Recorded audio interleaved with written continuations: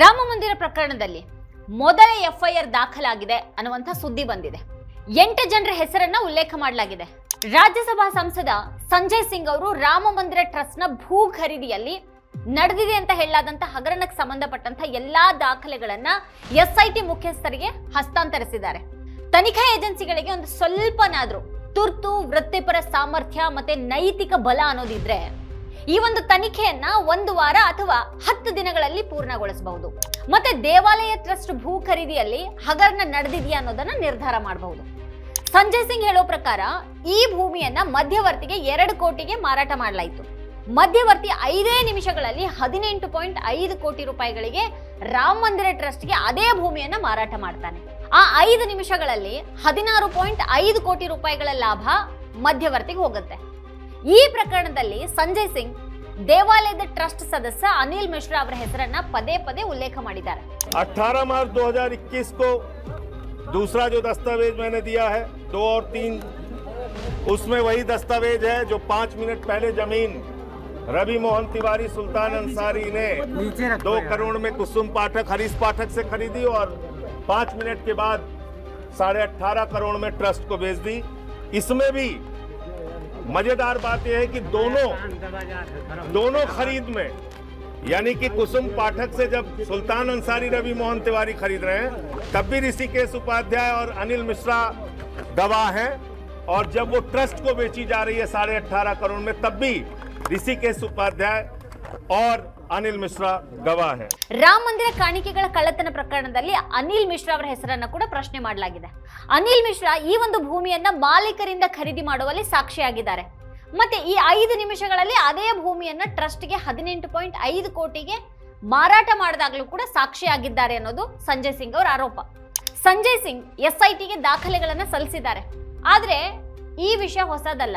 ಇನ್ನು ಮಧ್ಯವರ್ತಿಗೆ ಜಮೀನು ಮಾರಿದ್ದಂತ ಹರೀಶ್ ಪಾಠಕ್ ಆ ಸಮಯದಲ್ಲಿ ತಲೆಮರೆಸಿಕೊಂಡಿದ್ದ. ಪೊಲೀಸರು ಅವನನ್ನ ಹುಡುಕ್ತಾ ಇದ್ರು.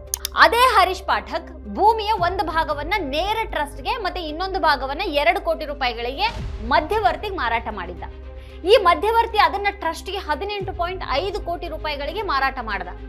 ಇದೆಲ್ಲಾನು 2021ರಲ್ಲೇನೆ ಮಾಧ್ಯಮ ವರದಿಗಳಲ್ಲಿ ಬಹಿರಂಗ ಆಯ್ತು. ಸಂಜಯ್ ಸಿಂಗ್ ಕೂಡ ಅದೇ ಒಂದು ಆರೋಪವನ್ನ ಮಾಡಿದ್ದಾರೆ. ಹರೀಶ್ ಪಾಠಕ್ ಎಲ್ಲಿ ಅನ್ನೋದು ಮಾತ್ರ ಇನ್ನೂ ಗೊತ್ತಾಗಿಲ್ಲ. ಜೂನ್ 2021ರ ಮಾಧ್ಯಮ ವರದಿಗಳು ಕೂಡ ಚಂಪತ್ ರಾಯ್ ಈ ವಿಷಯದಲ್ಲಿ ದಾರಿ ತಪ್ಪಿಸ್ತಾ ಇರೋ ಹಾಗಿದೆ ಅಂತ ಹೇಳಿವೆ. ಯಾವುದೇ ಕಾನೂನು ಪ್ರಾಧಿಕಾರ ಕೇಳಿದ್ರೆ ಪ್ರತಿಕ್ರಿಯೆ ನೀಡೋದಾಗಿ ಅವ್ರು ಹೇಳಿದ್ದಾಗಿ ವರದಿಗಳಿವೆ. ಲಕ್ನೋದಲ್ಲಿರುವಂತಹ ಎಸ್ಐಟಿ ಕಚೇರಿಗೆ ಹೋಗಿ ಸಂಜಯ್ ಸಿಂಗ್ ದಾಖಲೆಗಳನ್ನ ಸಲ್ಲಿಸಿದ್ದಾರೆ. ಆದ್ರೆ ಇಲ್ಲಿ ಪ್ರಶ್ನೆ ಏನು ಅಂತ ಅಂದ್ರೆ, ಕಾಣಿಕೆಗಳ ಕಳ್ಳತನದ ಕುರಿತು ಎಸ್ಐಟಿ ತನಿಖೆ ಪೂರ್ಣಗೊಂಡು ವರದಿಯನ್ನ ಕೂಡ ಸಲ್ಲಿಸಲಾಗಿರುವಾಗ ಈಗ ಭೂ ವಿಷಯ ತನಿಖೆ ಮಾಡುವಂತಹ ಅಧಿಕಾರ ಅದಕ್ಕಿದೆಯಾ? ಎಸ್ಐಟಿ ಸಂಜಯ್ ಸಿಂಗ್ ಅವರಿಗೆ ಯಾವ ಅಧಿಕಾರದಿಂದ ಸಮನ್ಸ್ ಅನ್ನ ಜಾರಿ ಮಾಡಿತು?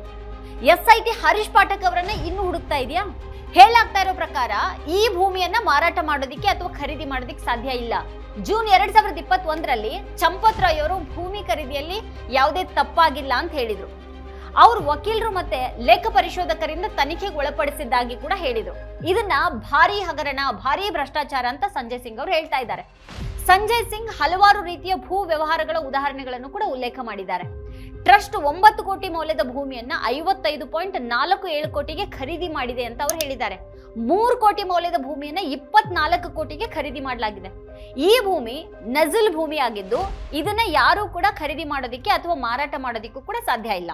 ये महा घोटाला है, महा भ्रष्टाचार है, बहुत बड़ा भ्रष्टाचार है, और इसके सारे सबूत और कागजात मैंने ट्रस्ट के अध्यक्ष जो विजय विश्वास पंत जी हैं, एसआईटी के अध्यक्ष जो हैं, उनको सौंप दिया है, और एसआईटी के अध्यक्ष महोदय ने विश्वास दिलाया है कि इस पे वो अपनी कार्रवाई करेंगे. अब देखिए कब तक कार्रवाई करेंगे. अब मैंने सारे कागजात आपके सामने बता दिए, और ये सारे कागजात मैं चाहता हूं देश की जनता के सामने आप लोग रखिए, इसकी सारी डिटेल्स रखिए, और एक बार ये भी रखिए और जरा जाकर देख के आइए, अपना कैमरा लेके जाइए. प्रभु श्री राम का मंदिर और उनका तीर्थ क्षेत्र कहां पर है, और ये जमीनें कहां खरीदी गई हैं, होटल के पास खरीदी गई हैं या किसी और जगह पे खरीदी गई हैं, थोड़ा 2-3-4 किलोमीटर आप लोग भी कैमरा लेके टहल लीजिए, आपको पता चल जाएगा संजय जी ये जमीनें क्यों खरीदी गई हैं, संजय जी एक जो किस लिए खरीदी गई हैं। ಟ್ರಸ್ಟ್ 42 ಲಕ್ಷ ಮೌಲ್ಯದ ಭೂಮಿಯನ್ನು 2 ಕೋಟಿಗೆ ಖರೀದಿ ಮಾಡಿದೆ. ಇವೆಲ್ಲವೂ ಸಂಜಯ್ ಸಿಂಗ್ ಮಾಡಿರುವಂತಹ ಆರೋಪಗಳು. ಇದು ಟ್ರಸ್ಟ್ನ ನಿಧಿಯ ಸ್ಪಷ್ಟ ದರೋಡೆಯಾಗಿದೆ ಅಂತ ಅವರು ಆರೋಪ ಮಾಡಿದ್ದಾರೆ. ಈ ಭೂಮಿಗಿಂತ ಹೆಚ್ಚು ಉಪಯುಕ್ತವಾದಂತಹ ಒಂದು ಭೂಮಿಯನ್ನ ಉತ್ತರ ಪ್ರದೇಶ ಸರ್ಕಾರ ರೈತರಿಂದ ಕೇವಲ 4,40,000ಕ್ಕೆ ಖರೀದಿ ಮಾಡಿತು ಅಂತ ಹೇಳಿದ್ದಾರೆ. ಅಯೋಧ್ಯೆಯಲ್ಲಿ ಈಗ ಹಲವು ವರ್ಷಗಳಿಂದ ಈ ಭೂ ಸ್ವಾಧೀನದ ವಿಷಯವನ್ನ ಎತ್ತಲಾಗ್ತಾ ಇದೆ. ಅಯೋಧ್ಯೆಯ ಸುತ್ತಮುತ್ತಲಿನ ಭೂಮಿ ಖರೀದಿಗೆ ಸಂಬಂಧಪಟ್ಟ ಹಾಗೆ ಪ್ರತ್ಯೇಕ ಸಮಸ್ಯೆ ಉದ್ಭವಿಸಿದೆ. ಹಲವಾರು ಅಧಿಕಾರಿಗಳು ಮತ್ತೆ ಅವರ ಸಂಬಂಧಿಕರು ಭೂಮಿ ಖರೀದಿ ಮಾಡಿರೋದ್ರ ಬಗ್ಗೆ ಪ್ರಶ್ನೆಗಳನ್ನ ಎತ್ತಲಾಯಿತು. ಈಗ ಅದನ್ನ ಮರ್ತು ಬಿಡಲಾಗಿದೆ, ಯಾವುದೇ ಕ್ರಮವನ್ನು ಕೂಡ ಕೈಗೊಂಡಿಲ್ಲ. ಮಂದಿರ ಟ್ರಸ್ಟ್ ಖರೀದಿ ಮಾಡಿದಂತಹ ಭೂಮಿಯ ಬಗ್ಗೆ 4 ವರ್ಷಗಳಿಂದ ಪ್ರಶ್ನೆಗಳನ್ನ ಎತ್ತಲಾಗಿದೆ. ಈಗ ಕಾಣಿಕೆಗಳ ದುರುಪಯೋಗದ ಬಗ್ಗೆ ಸಾಕಷ್ಟು ಮಾಹಿತಿಗಳು ಹೊರಗೆ ಬಿದ್ದಿವೆ. SIT ವರದಿಯನ್ನು ಕೂಡ ಸಲ್ಲಿಸಲಾಗಿದೆ. 6 ದಿನಗಳ ತನಿಖೆಯ ನಂತರ SIT 150 ಜನರ ಪಾತ್ರ ಇದರಲ್ಲಿ ಇರೋದ್ರ ಬಗ್ಗೆ ಅನುಮಾನ ವ್ಯಕ್ತಪಡಿಸಿದೆ. ಇವರಲ್ಲಿ 25 ಜನರ ವಿರುದ್ಧ ಕ್ರಮವನ್ನ ಕೈಗೊಳ್ಳೋದ್ರ ಬಗ್ಗೆ ಯೋಚನೆ ಮಾಡಲಾಗ್ತಾ ಇದೆ. ಇನ್ನು ವಿಚಾರಣೆಗೊಳಗಾದವರು ಈ ಸಮಯದಲ್ಲಿ ಅಯೋಧ್ಯೆಯನ್ನ ಬಿಡೋದಿಕ್ ಸಾಧ್ಯ ಇಲ್ಲ ಅಂತ ವರದಿಗಳು ಹೇಳ್ತಾ ಇವೆ. ಚಂಪತ್ ರಾಯ್, ಅನಿಲ್ ಮಿಶ್ರಾ ಮತ್ತೆ ಟಿನ್ನು ಯಾದವ್ ಅವರನ್ನು ಹೊರ ಹೋಗದೆ ಇರೋ ಹಾಗೆ ನಿಷೇಧ ಮಾಡಲಾಗಿದೆ. ಮಂದಿರ ನಿರ್ಮಾಣದ ಉಸ್ತುವಾರಿಯನ್ನು ವಹಿಸಿಕೊಂಡಿದ್ದಂಥ ಗೋಪಾಲ್ ರಾವ್ ಅವರು ಅಯೋಧ್ಯೆಯನ್ನ ಬಿಟ್ಟು ಕರ್ನಾಟಕಕ್ಕೆ ಹೋಗಿದ್ದಾರೆ ಅನ್ನುವಂಥ ವರದಿ ಇದೆ. ಆದ್ರೆ ಅವ್ರು ಅಯೋಧ್ಯೆ ಬಿಡೋದ್ರ ಬಗ್ಗೆ SIT ತಿಳಿಸಿದ್ರೋ ಅಥವಾ ಇಲ್ವೋ ಅನ್ನೋದು ಸ್ಪಷ್ಟ ಇಲ್ಲ. ಕಾಣಿಕೆಗಳಲ್ಲಿ ಸ್ಪಷ್ಟ ದರೋಡೆ ನಡೆದಿದೆ ಅಂತ ಮಂದಿರ ನಿರ್ಮಾಣ ಸಮಿತಿ ಸದಸ್ಯ ನೃಪೇಂದ್ರ ಮಿಶ್ರಾ ಅವರು ಹೇಳಿದ್ದಾರೆ. ಸುಪ್ರೀಂ ಕೋರ್ಟ್ ಆದೇಶದ ಮೇರೆಗೆ ರಾಮ ಮಂದಿರ ಟ್ರಸ್ಟ್ ಅನ್ನ ರಚನೆ ಮಾಡಲಾಯಿತು. ಗೃಹ ಸಚಿವಾಲಯ ಅಧಿಸೂಚನೆಯನ್ನ ಹೊರಡಿಸಿತು. ಪ್ರತಿಯೊಬ್ಬ ಸದಸ್ಯರ ಅಧಿಕಾರವನ್ನ ಸರ್ಕಾರ ನಿರ್ಧಾರ ಮಾಡಿರಲೇಬೇಕು. ಮರ್ಯಾದಾ ಪುರುಷೋತ್ತಮನ ಹೆಸರಿನಲ್ಲಿ ರಾಜಕೀಯ ಮಾಡೋರು ಶ್ರೀರಾಮನ ಘನತೆ ಕೊಡುವಂತ ಬೆಲೆ ಇದೆನಾ? ಅನೇಕ ಜನರು ಆಘಾತಕ್ಕೊಳಗಾಗಿದ್ದಾರೆ. ಅವ್ರ ದೇವಸ್ಥಾನಕ್ಕೆ ಕೋಟ್ಯಾಂತರ ಮೌಲ್ಯದ ಚಿನ್ನ ಮತ್ತೆ ಬೆಳ್ಳಿ ದಾನ ಮಾಡಿದ್ರು. ಅದಕ್ಕೆ ಅವರಿಗೆ ರಶೀದಿಯನ್ನ ಯಾಕೆ ಕೊಟ್ಟಿಲ್ಲ? ಸಿಂಧಿ ಸಮುದಾಯ 200 kg ಬೆಳ್ಳಿಯನ್ನ ದಾನ ಮಾಡಿದ್ರ ಬಗ್ಗೆ ಮಾತಾಡ್ತಾ ಇದೆ. ಈಗ ಅವರ ಬೆಳ್ಳಿ ಟ್ರಸ್ಟ್ ನಲ್ಲಿ ಸುರಕ್ಷಿತವಾಗಿದೆ ಅಂತ ಅವರಿಗೆ ಇಲ್ಲಿಯವರೆಗೂ ತಿಳಿಸೋದಿಕ್ಕೂ ಕೂಡ ಸಾಧ್ಯ ಆಗ್ಲಿಲ್ವಾ? ವಿಶ್ವ ಸಿಂಧಿ ಸೇವಾ ಸಂಘ ದಾನ ಮಾಡಿರುವಂತಹ 200 kg ಬೆಳ್ಳಿಯ ಮುಂದೆ ಚಂಪತ್ ರಾಯ್ ಅವರು ನಿಂತಿರುವಂತಹ ಫೋಟೋಗಳು ಹೊರಗೆ ಬಿದ್ದಿವೆ.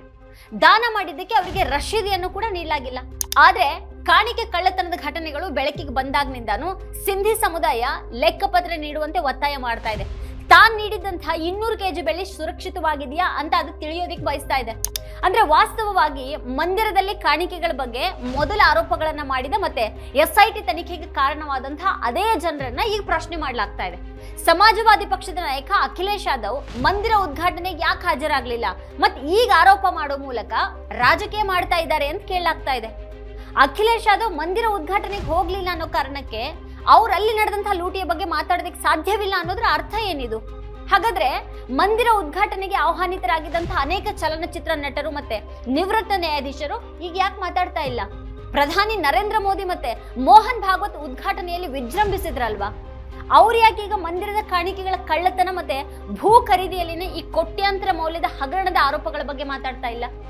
ರಾಮ ಮಂದಿರದಲ್ಲಿ ಇಷ್ಟೊಂದು ದೊಡ್ಡ ಭ್ರಷ್ಟಾಚಾರ ನಡೆದಿದೆ ಮತ್ತೆ CCTV ಫುಟೇಜ್ಗಳೇ ಕಾಣೆಯಾಗಿವೆ ಅಂದ್ರೆ ನಿಜವಾಗಿನೂ ಇಲ್ಲಿ ಯಾವ ಕೈಗಳು ಕೆಲಸ ಮಾಡಿವೆ?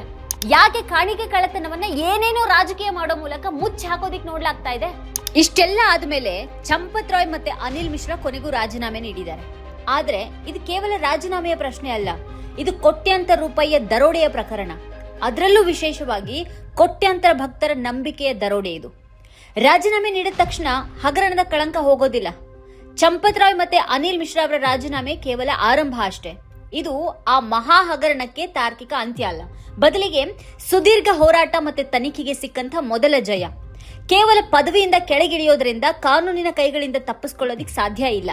5 ನಿಮಿಷಗಳಲ್ಲಿ 2 ಕೋಟಿಯ ಭೂಮಿ 18.5 ಕೋಟಿ ಮೌಲ್ಯ ಬಂದಿದ್ದು ಹೇಗೆ? ಭಕ್ತರು ನೀಡಿದ 100 kg ಚಿನ್ನ, ಬೆಳ್ಳಿಯ ರಶೀದಿಗಳು ಎಲ್ಲಿ ಹೋದವು? CCTV ಫುಟೇಜ್ಗಳು ಮಾಯ ಆಗಿದ್ದು ಯಾರ ಹಿತಾಸಕ್ತಿಗಾಗಿ? ಈ ಎಲ್ಲಾ ಪ್ರಶ್ನೆಗಳಿಗೆ ಉತ್ತರ ಸಿಗಬೇಕಾಗಿದೆ. ಜನರ ನಂಬಿಕೆಗೆ ದ್ರೋಹ ಬಗೆದ ಈ ಹಗರಣದ ಸಂಪೂರ್ಣ ಸತ್ಯ ಹೊರಗೆ ಬರಬೇಕಾದ್ರೆ ಕೇವಲ ರಾಜೀನಾಮೆ ಸಾಕಾಗೋದಿಲ್ಲ. ಅವ್ರ ವಿರುದ್ಧ ಕಠಿಣ ಕಾನೂನು ಕ್ರಮ ಜರುಗಲೇಬೇಕು. ತನಿಖಾ ಸಂಸ್ಥೆಗಳು ಈಗಲಾದ್ರೂ ನಿಷ್ಪಕ್ಷವಾಗಿ ಕೆಲಸ ಮಾಡಿ ಇಡೀ ಲೂಟಿಯ ಹಿಂದಿರುವ ಅಸಲಿ ಮುಖಗಳನ್ನ ಜೈಲಿಗೆ ಕಳಿಸೋವರೆಗೆ ಈ ತನಿಖೆಗೆ ಒಂದು ನ್ಯಾಯಯುತ ಅಂತ್ಯ ಸಿಗೋದಿಲ್ಲ. ವೀಕ್ಷಕರೇ, ಈ ಕುರಿತು ನಿಮ್ಗೆ ಏನ್ ಅನ್ಸುತ್ತೆ, ಏನ್ ಅಭಿಪ್ರಾಯ ಇದೆ ಅದನ್ನ ವಿಡಿಯೋ ಕೆಳಗಡೆ ಕಮೆಂಟ್ ಮಾಡಿ ನಮಗೆ ತಿಳಿಸಿ. ಇದೇ ಹೊತ್ತಿನ ಸ್ಪೆಷಲ್ ನೋಡ್ತಾ ಇರಿ ವಾರ್ತಾ ಭಾರತಿ. ನೀವು ಇನ್ನೂ ವಾರ್ತಾ ಭಾರತಿ ಯೂಟ್ಯೂಬ್ ಚಾನೆಲ್ ಅನ್ನ ಸಬ್ಸ್ಕ್ರೈಬ್ ಮಾಡಿಲ್ಲ ಅನ್ನೋದಾದ್ರೆ ಈ ಕೂಡಲೇ ಸಬ್ಸ್ಕ್ರೈಬ್ ಮಾಡಿ, ಹಾಗೆ ಪಕ್ಕದಲ್ಲಿ ಇರುವಂತಹ ಬೆಲ್ ಐಕಾನ್ ಪ್ರೆಸ್ ಮಾಡಿ ನಮ್ಮನ್ನ ಪ್ರೋತ್ಸಾಹಿಸಿ. ನಮ್ಮ ಕಾರ್ಯಕ್ರಮಗಳನ್ನ ನೀವು ನೋಡ್ತಾ ಇದ್ರೆ ನಮ್ಮ ಚಾನೆಲ್ ಅನ್ನ ಸಬ್ಸ್ಕ್ರೈಬ್ ಮಾಡಿ, ಪಕ್ಕದ ಬೆಲ್ ಐಕಾನ್ ಒತ್ತಿ ನಮ್ಮನ್ನ ಬೆಂಬಲಿಸಿ. ಹಾಗೆ ನಮ್ಮ ಕಾರ್ಯಕ್ರಮಗಳನ್ನ ಲೈಕ್ ಮಾಡಿ, ಕಮೆಂಟ್ ಮಾಡಿ, ಅದನ್ನ ಬೇರೆಯವರಿಗೂ ವಾಟ್ಸ್ಆಪ್ ಮೂಲಕ ಶೇರ್ ಮಾಡಿ. ನೀವು ಹೀಗೆ ಮಾಡಿದಾಗ ನಮ್ಮ ಚಾನೆಲ್ ಇನ್ನಷ್ಟು ಮತ್ತಷ್ಟು ಜನರಿಗೆ ತಲುಪಲು ನೀವು ನಮ್ಮೊಂದಿಗೆ ಸಹಕರಿಸಿದ ಹಾಗಾಗುತ್ತೆ. ಇದು ನೀವು ಯಾವುದೇ ಖರ್ಚಿಲ್ಲದೆ ಕೆಲವೇ ಸೆಕೆಂಡುಗಳಲ್ಲಿ ನೀಡಬಹುದಾದ ಸಹಕಾರ. ಧನ್ಯವಾದಗಳು.